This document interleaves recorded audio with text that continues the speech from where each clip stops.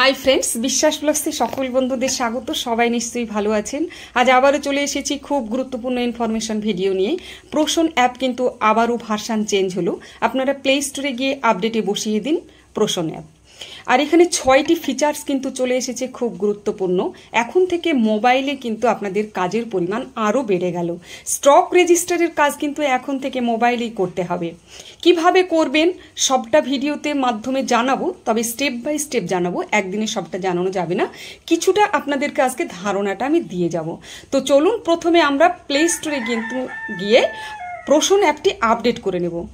আর আমার চ্যানেলে যারা নতুন নতুন আসছেন অবশ্যই চ্যানেলটিকে সাবস্ক্রাইব করে রাখুন আর পাশে থাকা বেল আইকনটিকে প্রেস করে দিন, তাহলে আমার ভিডিওর প্রত্যেকটি নোটিফিকেশন সবার আগে পেয়ে যাবেন।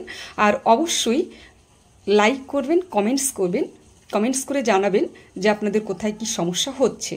আর তার সাথে ভিডিওটি শেয়ার করবেন যাতে সকলে এই ভিডিওটি দেখে প্রোশন অ্যাপের যে কাজগুলো হচ্ছে সেগুলো করতে পারে, সবার যাতে হেল্পফুল হয়। তো প্রথমে আমরা প্লে স্টোরে গিয়ে প্রোশন অ্যাপটাকে আপডেটে বসাবো।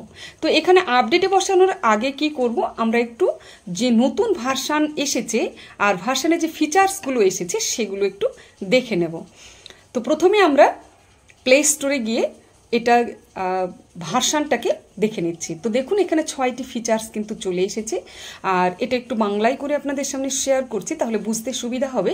এখানে 1 নম্বরে বলছে যে AWW স্টক রেজিস্টারের মাধ্যমে তাদের স্টকের প্রয়োজনীয়তা পরিকল্পনা করতে সক্ষম হবে। 2 নম্বর বলছে AWC মাইগ্রেশনের পুনর্গঠন। আর 3 নম্বরটা কি বলছে, প্রেগনেন্ট মা থেকে ল্যাকটেটিং মাতে স্থানান্তরিত করার জন্য বৈশিষ্ট্যপূর্ণ পুনর্গঠন করুন।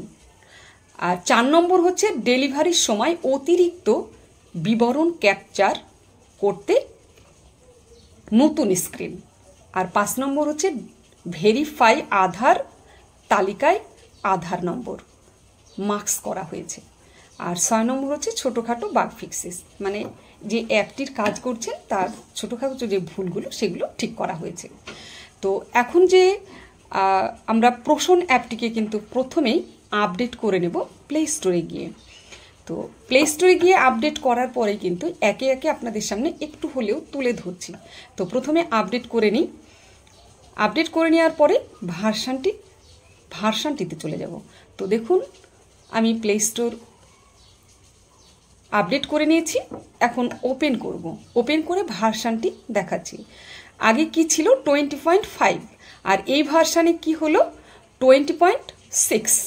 ঠিক আছে, তো এখানেই দেখুন স্টক রেজিস্টার চলে এসেছে।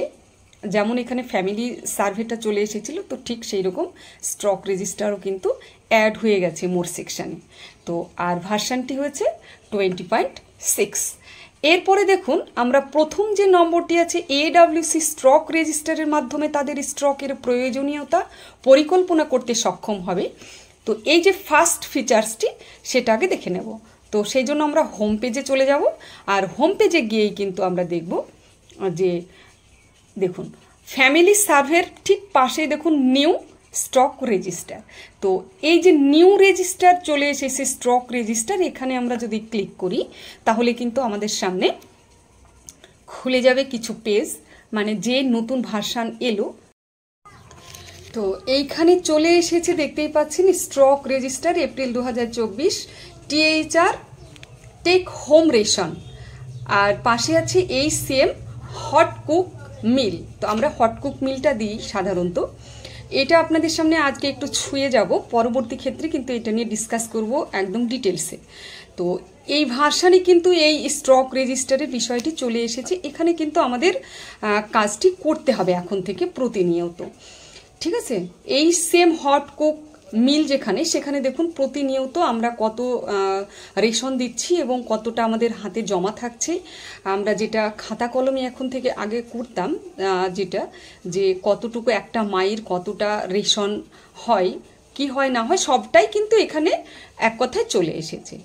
ঠিক আছে, আর সেইটা কিন্তু এখন থেকে আমাদেরকে করতে হবে। তো আমরা যে প্লাস চিহ্ন আইকন চিহ্ন আছে এখানে নীল রঙের, তো এখানে যদি একটু ক্লিক করি তো দেখতে পাবেন এখানে কি বলছে, অ্যাড THR স্টক রিসিপ্ট, আমরা যদি টিএইচআরটা দিয়ে থাকি তাহলে কিন্তু এইটার রিসিপ্টটা কত তারিখে করছি কি সমাচার সবটাই কিন্তু করতে হবে, এবং কিভাবে করবেন সেটা কিন্তু পরবর্তী ভিডিওর মাধ্যমে আপনাদের আমি শেয়ার করব।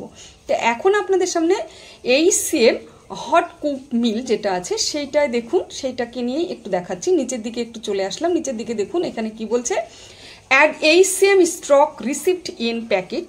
তো আমরা প্যাকেট সাধারণত দিই না, তো আর দ্বিতীয়টি বলছে add HCM stock receipt as ration. তো আমরা এই জায়গাটিতে ক্লিক করব, এটা দেখে নেব। এইটা দেখুন একটা ফর্ম বেরিয়ে গেছে, সেখান থেকে অ্যাড এইচসিএম স্টক রিসিপ্ট। তো আমরা এখন থেকে গর্ভবতী, প্রসূতি, 6 মাস থেকে 3 বছরের শিশু এবং 3 থেকে 6 বছরের শিশু, তো যাদের যাদের এখানে রেশনটা দেওয়া হয়, রেশন বলতে এখানে হট কুক মিল দেওয়া হয়, তাদের কিন্তু এখানে প্রতিনিয়ত এখন থেকে কাজ করতে হবে। স্টক রেজিস্টারের কাজটা কিন্তু এখানে করতে হবে।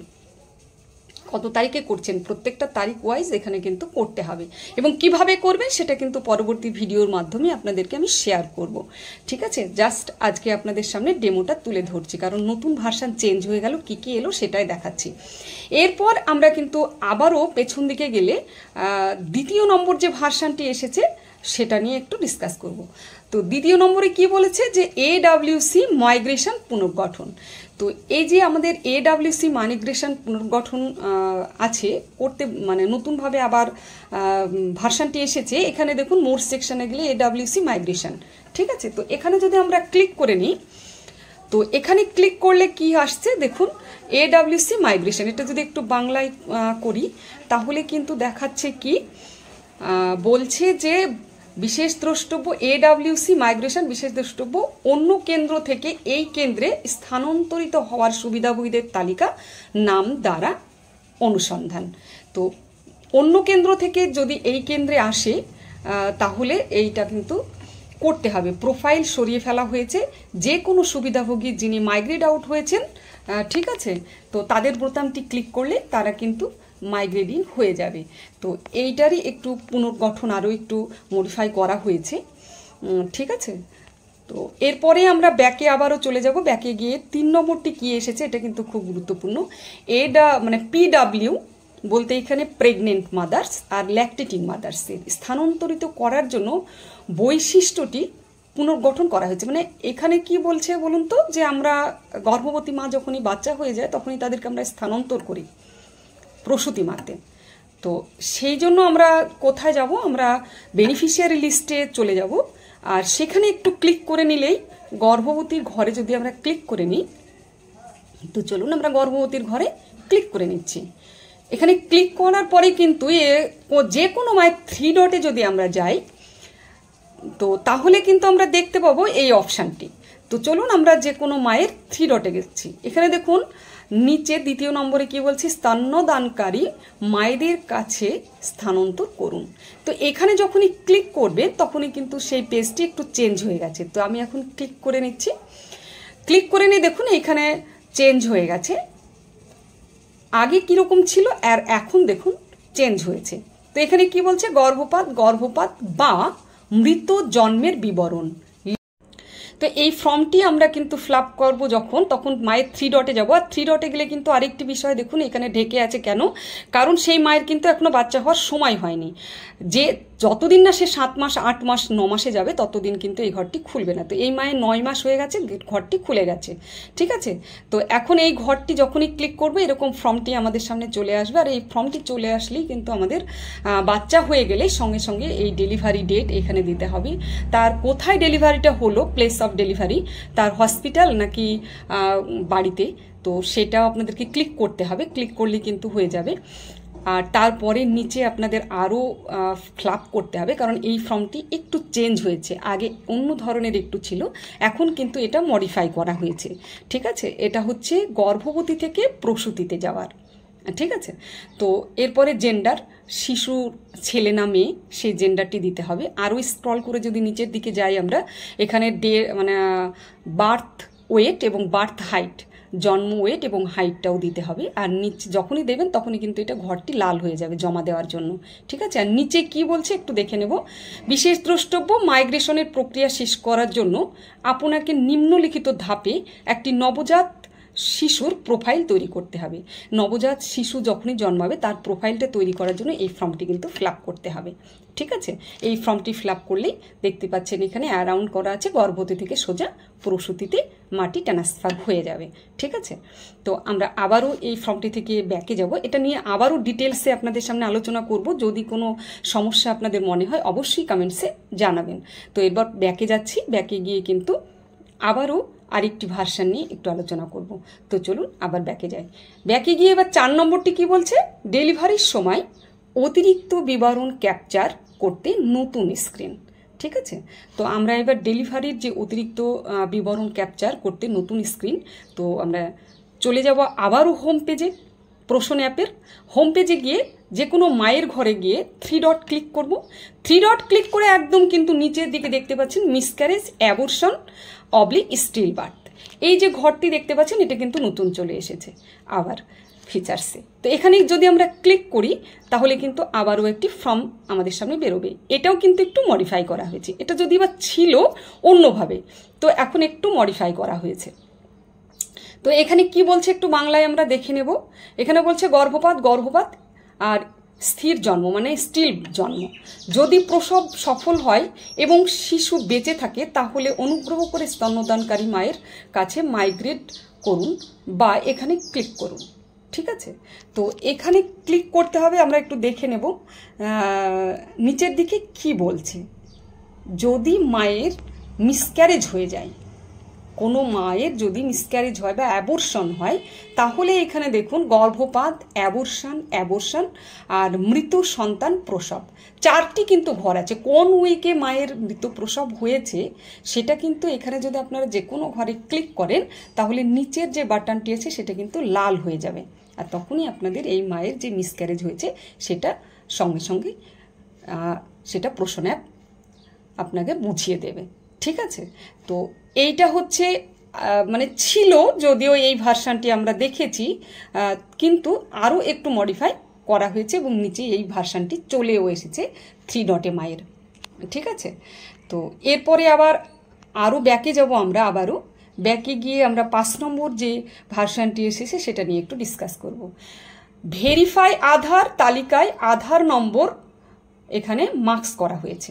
ঠিক আছে, 5 নম্বরটি তো আমরা দেখে নেব। তো আমরা যখনই নিউলি রেজিস্টার করব তখনই কিন্তু আমাদের যদি আধার নম্বরটি সঠিক থাকে, আধার নম্বর সঠিক থাকলে যখনই রেজিস্টার করছেন আপনারা সকলেই হয়তো দেখেছেন, তাহলে মায়ের যে আধারটি সেটি কিন্তু সহজেই সবুজ হয়ে যাচ্ছে। এটা কিন্তু নতুনভাবে আর করতে হচ্ছে না আপনাদের। ঠিক আছে, তো যদি সঠিক থাকে তাহলে কিন্তু এটা সহজে আধার যাচাইটি হয়ে যাবে। আর আধার যাচাই নিয়ে অনেকের সমস্যা হয়েছে মায়ের নাম তুলতে গিয়ে, সেই সমস্যাটি আশা করি ঠিক হয়ে যাবে এবার। আর ছোটোখাটো বাগ ফিক্স করা হয়েছে, অ্যাপের যে সমস্যাগুলি ছোট ছোট আছে সেগুলো কিন্তু ঠিক করা হয়েছে এই অ্যাপের। ঠিক আছে, তো আজকের ভিডিওটি আমি এখানেই শেষ করব। আর আপনারা অবশ্যই প্লে স্টোরে গিয়ে এটা আপডেট করে নিন, আর পুরোটা একটু হলেও ভিডিওটি দেখুন। পরবর্তী ভিডিওতে আপনাদের পুরো ডিটেলস একটু একটু করে আলোচনা করা হবে স্টেপ বাই স্টেপ। তো আজকের ভিডিওটি এখানেই শেষ করছি। সকলে সুস্থ থাকুন, ভালো থাকুন। বিশ্বাস ব্লগস, টাটা।